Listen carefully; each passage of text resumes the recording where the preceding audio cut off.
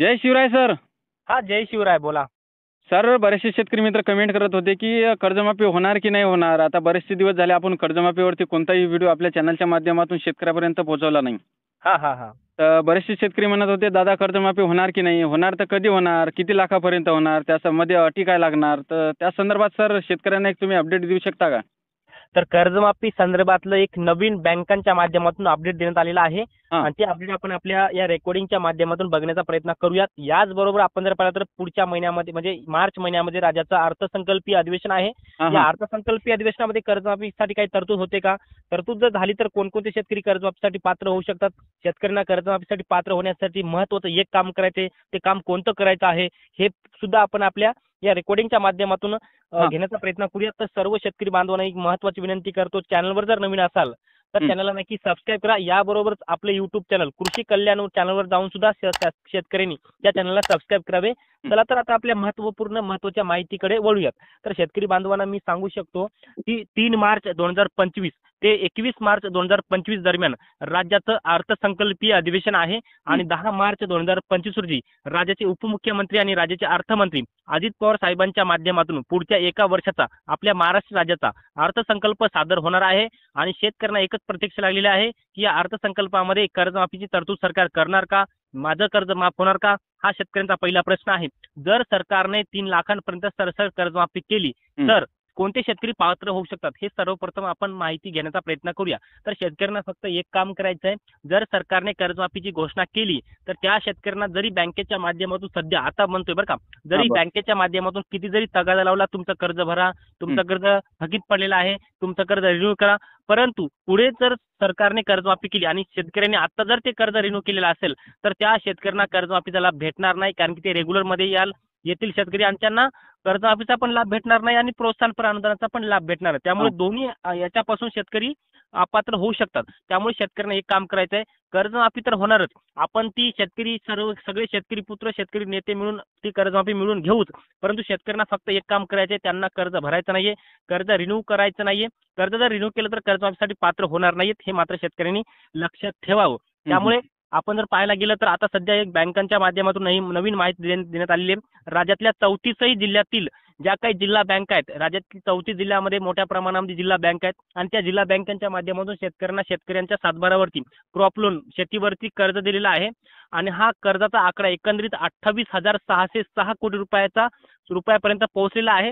त्यामुळे बँकांच्या माध्यमातून अशी माहिती देण्यात आलेली आहे की आता शेतकऱ्यांना पुढच्या हंगामामध्ये कर्ज मिळणार नाहीये अशी माहिती देण्यात आलेली आहे, कारण की 28,606 कोटींचं कर्ज शेतकऱ्यांचं थकीत पडलेलं आहे आणि हे थकीत का पडलेलं आहे बँकेच्या माध्यमातून याला सुद्धा प्रत्युत्तर देण्यात आलेले आहे आणि सरकारला प्रत्युत्तर देण्यात आलेले आहे की सरकारने निवडणुकीमध्ये 3 लाखांपर्यंत कर्जमाफीचं वचन दिल्यामुळे शेतकऱ्यांनी कर्ज भरण्यावरती पाठ फिरवलेली आहे. त्यामुळे हे प्रश्नचिन्ह निर्माण झालेलं आहे. त्यामुळे सरकारने कर्जमाफीचा तोडगा काढावा, शेतकऱ्यांची सरसकट कर्जमाफी करावी आणि एकंदरीत जे नॅशनल बँका आहेत, जिल्हा मध्यवर्ती बँका, विविध सहकारी बँका, विविध सहकारी पतसंस्था या सगळ्या जर कर्जमाफीचा विचार केला तर एकंदरीत 40,000 कोटी रुपयांची कर्जमाफीची आवश्यकता राज्य सरकारला लागणार आहे. 40,000 कोटी रुपये लागणार आहेत. आता शेतकऱ्यांचा पुढचा महत्त्वाचा प्रश्न तो म्हणजे की दादा, जर सरकारने कर्जमाफी केली तर आमचं कर्ज माफ होईल का? आमचं 2014चं आहे, आमचं 2015चं आहे, आमचं 2020चं आहे, आमचं या वर्षी थकीत पडलं, आमचं त्या वर्षी थकीत पडलं, अशी प्रश्न आपल्या कमेंट बॉक्समध्ये आपण पाहतो. बरोबर. हो, बरोबर सर. तर त्यामध्ये मी शेतकऱ्यांना कन्फर्म सांगू इच्छितो किंवा माझ्या अभ्यासानुसार मी शेतकऱ्यांना सांगू इच्छितो की 2019 ते 2024-25 पर्यंतच्या शेतकऱ्यांची सरसकट 3 लाखांपर्यंत कर्जमाफी जर सरकारने केली तर ही या वर्षाच्या शेतकऱ्यांची होऊ शकते.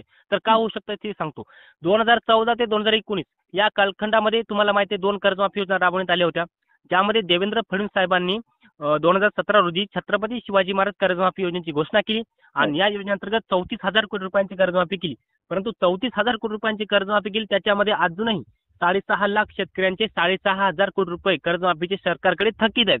याचबरोबर दुसरी कर्जमाफी योजना तुम्हाला माहिती आहे की ज्यावेळेस सरकार बदललं, महाविकास आघाडीचं सरकार सत्तेवर आलं आणि महाविकास आघाडी सरकारच्या माध्यमातून राज्याचे मुख्यमंत्री उद्धव ठाकरे साहेब झाले आणि उद्धव ठाकरे साहेबांच्या माध्यमातून पुन्हा दुसऱ्या कर्जमाफी योजनेची घोषणा केली. त्या योजनेचं नाव आहे महात्मा ज्योतिराव फुले शेतकरी कर्जमाफी योजना आणि महात्मा ज्योतिराव फुले शेतकरी कर्जमाफी योजनेच्या अंतर्गत जवळपास असा डाटा आलेला आहे की 2 लाखांपर्यंत कर्जमाफी झाली आणि 91% शेतकऱ्यांची कर्जमाफी झाली असा डाटा आलेला आहे. त्यामध्ये अजूनही 864 कोटी रुपये कर्जमाफीचे आणि प्रोत्साहनपर अनुदान सुद्धा 300 ते 400 कोटी रुपये बाकी आहेत आणि या सगळ्या 2014 ते 2019 पर्यंतच्या कर्जमाफीचा विचार केला तर 7,000 पेक्षा जास्त कोटी रुपये सरकारकडे शेतकऱ्यांचे कर्जमाफीसाठी पात्र असून देखील सुद्धा त्यांचे पैसे त्यांचे पैसे मिळालेले नाहीत. त्यामुळे सर्वप्रथम 2014 ते 2019 पर्यंत हे पैसे जर दिले तर सरकार त्या वर्षाच्या शेतकऱ्यांचं कर्ज माफ होणार. परंतु आता 2019 ते 2024-25 पर्यंत आपण जर पाहिलं तर भरपूर शेतकरी थकीत कर्जदार म्हणून आता थकीत बनलेले आहेत. त्यामुळे त्या शेतकऱ्यांची कर्जमाफी हा महत्त्वाचा मुद्दा आहे. जर फडणवीस सरकार, महायुती सरकारने जर कर्जमाफी केली तर या वर्षातल्या शेतकऱ्यांची कर्जमाफी होऊ शकते. आता तुम्ही पाहिलंच असेल की कर्जमाफी संदर्भात विविध जिल्ह्यामध्ये आंदोलन होत आहेत. विविध जिल्ह्यामध्ये शेतकरी आक्रोश मोर्चा काढत आहेत. त्या सगळ्या पार्श्वभूमीवर आणि याचबरोबर सत्ता पक्षाच्या आमदारांच्या माध्यमातून सुद्धा कर्जमाफीचा विषय लावून धरण्यात येत आहे. बबनराव लोणीकर असतील, विरोधी पक्षातले काही आमदार असतील, याचबरोबर स्वाभिमानी शेतकरी संघटनेचे काही शेतकरी नेते असतील, रविकांत तुपकर साहेब असतील, यांच्याही माध्यमातून कर्जमाफीचा विषय मोठ्या प्रमाणामध्ये लावून धरला जात आहे. त्यामुळे या सगळ्याचा प्रभाव सरकारवर पडेल असं मला वाटतं. त्यामुळे या अर्थसंकल्पीय अधिवेशनामध्ये कर्जमाफीची तरतूद होण्याची शक्यता आहे. जरी राज्याचे उपमुख्यमंत्री कर्जमाफीच्या विरोधात जरी बोलत असतील अजित पवार साहेब, तरी पण राज्याचे सर्वेसर्वा कोण असतात? मुख्यमंत्री असतात. त्यामुळे मुख्यमंत्र्यांनी हा शेतकऱ्यांना शब्द दिला होता कर्जमाफीचा आणि सरकारला हा शब्द पाळावाच लागेल, नाहीतर शेतकरी उद्रेक करेल, हे मात्र मी स्पष्टपणाने या ठिकाणी सांगतो. यामध्ये आपण जर पाहिलं तर 3 मार्चला राज्याचं अर्थसंकल्पीय अधिवेशन सुरू होते. 10 मार्च रोजी अर्थसंकल्प सादर होणार आहे आणि मला वाटतं की या अर्थसंकल्पामध्ये कर्जमाफीचा निर्णय सरकारने घ्यावा. कारण की सरकारने हे शेतकऱ्यांना वचन दिलं होतं. त्यामुळे हे वचन सरकारला जर पूर्ण करायचं असेल तर कर्जमाफीचा निर्णय घ्यावाच लागेल. पण जर कर्जमाफी या अर्थसंकल्पामध्ये जर झाली नाही तर शेतकऱ्यांनी कर्जमाफीचा विषय हा सोडून द्यायचा आहे. कारण की अर्थसंकल्पामध्ये एवढ्या मोठ्या निधीची तरतूद जर नाही केली तर मग पुढे काय राहिलं? पुढे काहीच नाही ना. बरोबर आहे. त्यामुळे हे महत्वाचं आहे.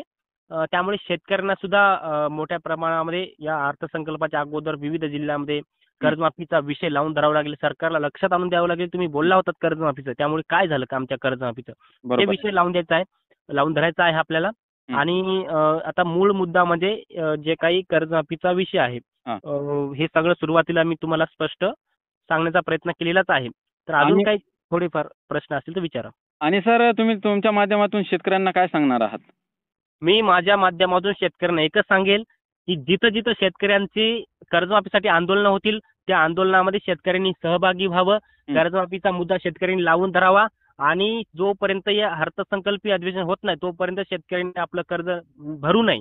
कारण की जर कर्जमाफी झाली आणि तुम्ही जर आताच जर कर्ज भरलं तर तुम्ही कर्जमाफीसाठी पात्र होऊ शकत नाही, असा सरकारचा नियम आहे.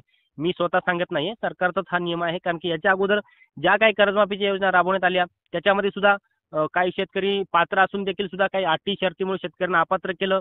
त्यामुळे शेतकऱ्यांचं नुकसान होऊ नये म्हणून मी त्या शेतकऱ्यांना सांगू इच्छितो की त्या शेतकऱ्यांनी सध्याच अर्थसंकल्पाची वाट बघावी आणि जर अर्थसंकल्पीय अधिवेशनामध्ये कर्जमाफी नाही झाली तर शेतकऱ्यांनी आपापल्या पद्धतीने कर्ज काय आपलं भरून रिन्यू करून घ्यावं. परंतु मला शक्यता आहे की सरकार, फडणवीस साहेब शेतकऱ्यांसाठी हा निर्णय घेतील आणि ते शेतकऱ्यांसाठी जर हा निर्णय कर्जमाफीचा जर घेतला फडणवीस साहेबांनी तर आम्ही त्यांचं जाहीर आभार व्यक्त करू. कारण की एवढा मोठा निर्णय ते घेत आहेत.